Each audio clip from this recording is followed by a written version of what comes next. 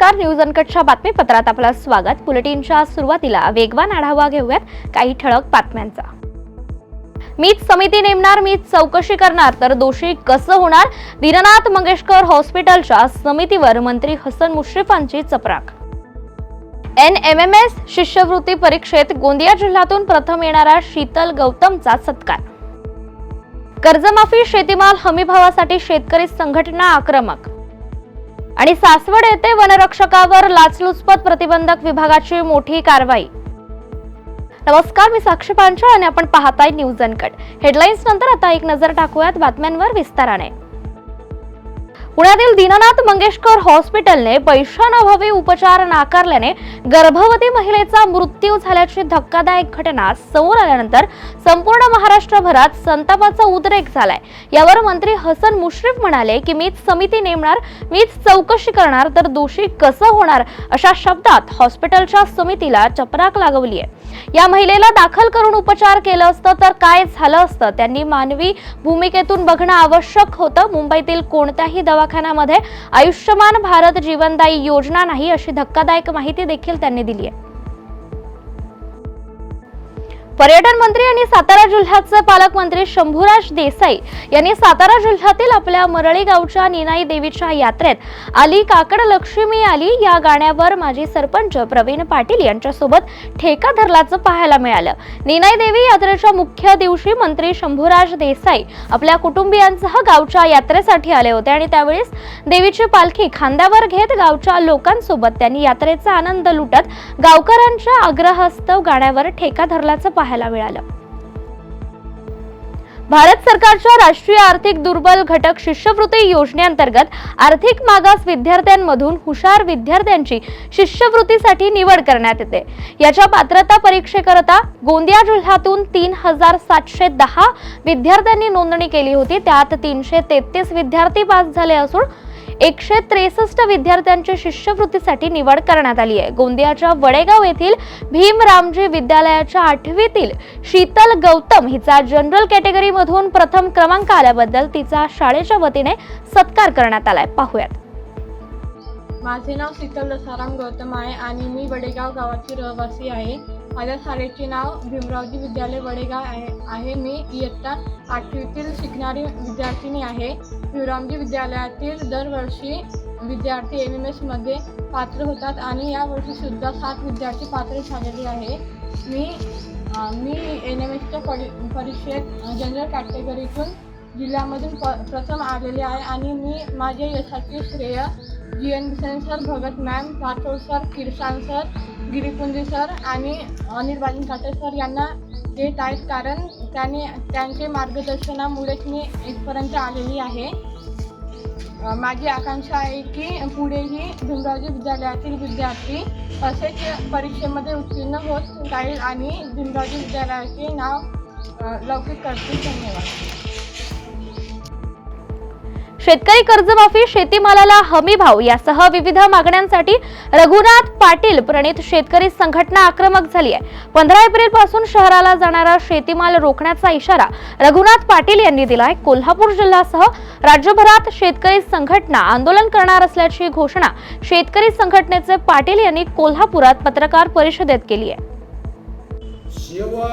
शाहू फुले आंबेडकरांच्या महाराष्ट्रामध्ये रोज डझनभर आत्महत्या होत आहेत। शेतकरी कर्जाला कंटाळून आत्महत्या करतायत, राज्यकर्त्यांची लाज वाटत नाही आणि म्हणून आम्ही येत्या 15 एप्रिल पासून सर्व शेतीमाल शहराकडे जाणारा रोखणार आहोत। त्याच्यामध्ये साखर असेल, दूध असेल, अन्नधान्य असेल, भाजीपाला असेल, याच्यामध्ये फळं फुलं असतील, कसलीही वस्तू शहराकडे जाणार नाही अशा पद्धतीचा आम्ही दुधापासून सगळ्या वस्तू रोखणार आहोत। हे आंदोलन अधिक तीव्र करण्याच्या दृष्टीने 15 तारखेपासून आम्ही म्हणजे संबंध महाराष्ट्रभर हे आंदोलन चालणार आहे।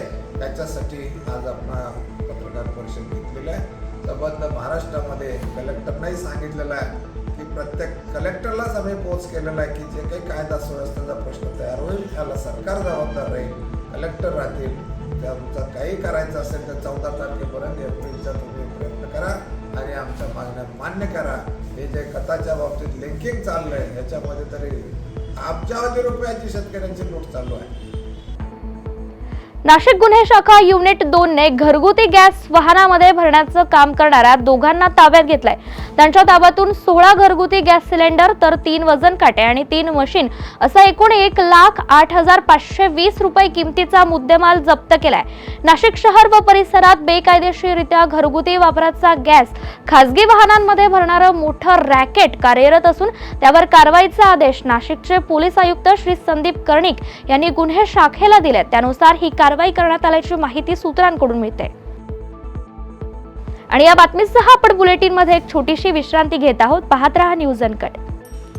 ऐतिहासिक वारसा लाभलेला मराठ मुलूक महाराष्ट्र। या महाराष्ट्राला विविध रंगी छटा आहेत। साहित्य, कला, पर्यटन, नृत्य, भाषा, संत परंपरा अशा विविधतेने तो नटलेला आहे। हीच गौरवशाली विविधता जपत सुवरंग मराठी केवळ महाराष्ट्राच्या सांस्कृतिक संहितेपुरते मर्यादित न राहता समकालीन नवकल्पनांवर आधारित कार्यक्रमांद्वारे मराठी मनोरंजन विश्वात स्वतःची एक अनोखी जागा निर्माण करत आहेत। मराठी मनोरंजन क्षेत्रातील उत्तम दिग्दर्शक, लेखक आणि निर्मात्यांच्या प्रतिभेचा पुरेपूर वापर करून मनोरंजनाचा आगळा वेगळा रंग उधळण्यास आम्ही सज्ज आहोत।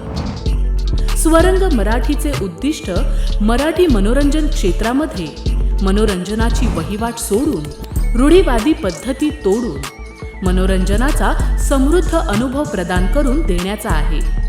म्हणूनच यात विविध पद्धतीचे मनोरंजक आणि माहितीपूर्ण कार्यक्रम स्वरंग मराठीवर बघता येतील।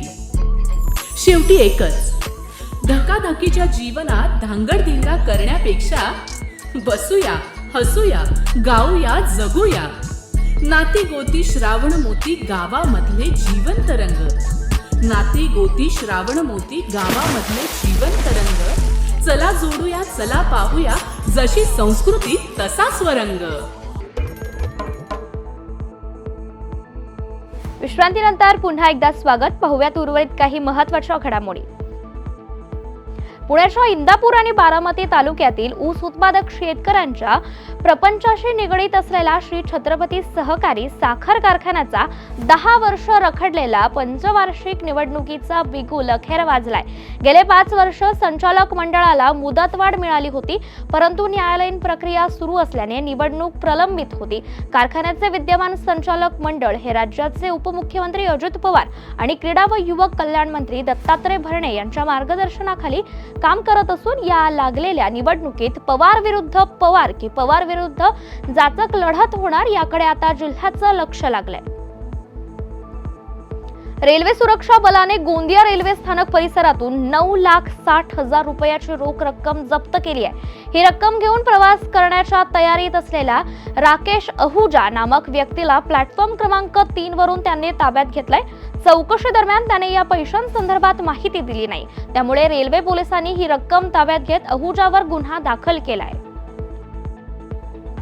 पुणे विभागाच्या जागेत मोठा खड्डा खोदलेला शेतकऱ्यावर कारवाई न करण्यासाठी 2 लाख रुपयांची लाच मागणाऱ्या वनरक्षकाला लाचलुचपत प्रतिबंधक विभागाने रंगेहात पकडलाय। सासवड वन विभागाच्या गोविंद निरडे या वनरक्षकावर सासवड पोलिसात गुन्हा दाखल करण्यात आलाय। तक्रारदार शेतकऱ्याने याबाबत लाचलुचपत प्रतिबंधक विभागाकडे तक्रार केली होती। जालन्यातील कडवंची हे गाव द्राक्ष हब म्हणून ओळखलं जातं। उन्हाळ्यामुळे पाण्याअभावी द्राक्ष बाग जगवणं हे शेतकऱ्यांसाठी मोठं जिकरीचं काम असतं। पाण्याअभावी बाग सुकून चालल्याने हतबल झालेल्या कडवंची येथील एका तरुण शेतकऱ्याने आपली 4 एकर द्राक्ष बाग कुऱ्हाडीने तोडून टाकली आहे। संदीप क्षीरसागर असं या तरुण शेतकऱ्याचं नाव असून आर्थिक चिंतेतून त्याने हे टोकाचं पाऊल उचलल्याचं सांगितलं जातंय। दादा, काय सांगाल? पाण्याअभावी तुम्ही जवळपास 4 एकर द्राक्ष बागांची कुऱ्हाड चालवत आहे, नेमकी काय कारण आहे बाग तोडण्यामध्ये? या निमित्तानं आमची एक मागणी आहे सरकारकडे, जे अवेळी पाऊस वगैरे पडतो त्याच्यासाठी द्राक्षावर क्रॉप कव्हर जी संकल्पना शासनाने राबवत आहे ती क्रॉप कव्हर जवळपास 100% अनुदानावर सगळ्या शेतकऱ्याला द्यावी, तिथून पुढे स्कीम आणावी। आणि आम्हाला या मराठवाड्याला पाणी कमी आहे पहिल्यापासूनच, पाऊस असला जरी पाणी कमी पडतं। शेवटी आम्हाला एक तर जायकवाडीचं पाणी किंवा खडकपूर्णाचं पाणी ह्या भागाकरता कसं अवेलेबल करता येईल त्याच्यावर सरकारनं ध्यान देऊन आमचा तेवढा एक प्रश्न मार्गी लावा। किती एकरावर तुम्ही कुऱ्हाड चालवली आहे आणि गावची पंढरी म्हणून जी ओळख ती पुसण्याच्या मार्गावर आहे का? मागच्या वर्षी उन्हाळ्यामध्ये म्हणजे एप्रिल छाटणीला द्राक्ष बागा कमी फुटल्या, कारण की त्यावेळेस पण पाणी कमी होतं. त्यावेळेसच जवळपास 400 एकर जवळपास द्राक्ष बाग ऑलरेडी कमी झालेलं आहे. आणि ह्या सीझनमध्ये पण जवळपास 250-300 एकर बागावर काळीच तयार होणार नाही, त्यामुळे त्या बागा तोडल्यासारखेच जमा आहे.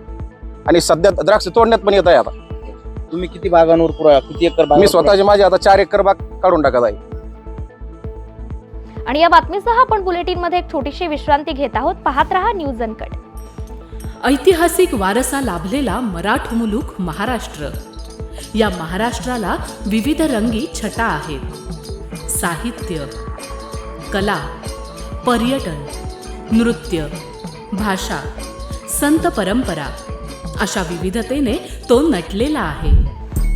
हीच गौरवशाली विविधता जपत सुवरंग मराठी केवळ महाराष्ट्राच्या सांस्कृतिक संहितेपुरते मर्यादित न राहता समकालीन नवकल्पनांवर आधारित कार्यक्रमांद्वारे मराठी मनोरंजन विश्वात स्वतःची एक अनोखी जागा निर्माण करत आहेत.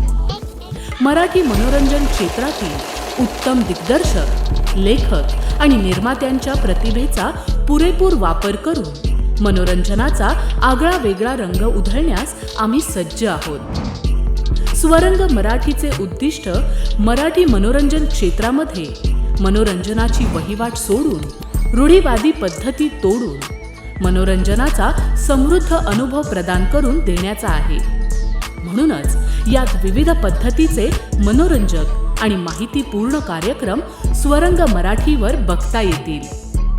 शेवटी एकच, धकाधकीच्या जीवनात धांगडधिंगा करण्यापेक्षा बसूया, हसूया, गाऊया, जगूया. नाती गोती श्रावण मोती गावामधले जीवंत रंग. नाती गोती श्रावण मोती गावामधले जीवंत रंग. चला जोडूया, चला पाहूया, जशी संस्कृती तसा स्वरंग. विश्रांतीनंतर पुन्हा एकदा स्वागत. पाहूयात उर्वरित काही महत्त्वाच्या घडामोडी. महसूल आणि वन विभागामार्फत 100 दिवस कृती आराखडा कार्यक्रमांतर्गत जिवंत सातबारा मोहीम सुरू करण्यात आली आहे. बीड जिल्ह्याचे जिल्हाधिकारी अविनाश पाठक, उपविभागीय अधिकारी कविता जाधव, त्यासोबतच तहसीलदार चंद्रकांत शेळके यांच्या मार्गदर्शनाखाली संपूर्ण बीड तालुक्यात ही मोहीम राबवण्यात येत असून बीड तालुक्यातील लिंबागणेश येथील मारुती मंदिरात ग्राम महसूल अधिकारी आणि ग्रामस्थांच्या उपस्थितीत मोहिमेची सुरुवात करण्यात आली आहे. यवतमाळ जिल्हा शल्यचिकित्सकांच्या भ्रष्ट कारभाराविरोधात गुरुदेव युवा संघाने उपमुख्यमंत्री अजित पवार यांच्याकडे तक्रार केली आहे. संघाचे अध्यक्ष मनोज गेडाम यांनी या प्रकरणाची सविस्तर माहिती आणि संबंधित पुरावे उपमुख्यमंत्र्यांच्या स्वीय सहाय्यकांकडे सादर केलेत. यावर उपमुख्यमंत्र्यांनी लवकरात लवकर चौकशी करून संबंधितांवर कारवाईचं आश्वासन दिलं असून या प्रकरणात पुढे काय होणार याकडे आता संपूर्ण महाराष्ट्राचं लक्ष लागलंय. आणि पुढची एक धक्कादायक बातमी आहे भंडाऱ्यातून. भंडाऱ्याच्या तुमसर मधील IPL क्रिकेटवर सट्टा चालवणाऱ्या 2 वेगवेगळ्या जुगार अड्ड्यांवर पोलिसांनी छापेमारी केली आहे. यात 9 जणांच्या विरोधात गुन्हे दाखल करण्यात आले असून तिघांना सध्या त्यांनी ताब्यात घेतले, तर फरार 6 जुगारांचा तुमसर पोलीस अजून सुद्धा शोध घेत आहेत. या छापेमारीत तुमसर पोलिसांनी 6 मोबाईल आणि जुगार साहित्य असा एकूण 74,000चा मुद्देमाल जप्त केलाय. आणि या बातमीसह आपण बुलेटिन मध्ये इथेच थांबूयात. पाहत रहा न्यूज अनकट.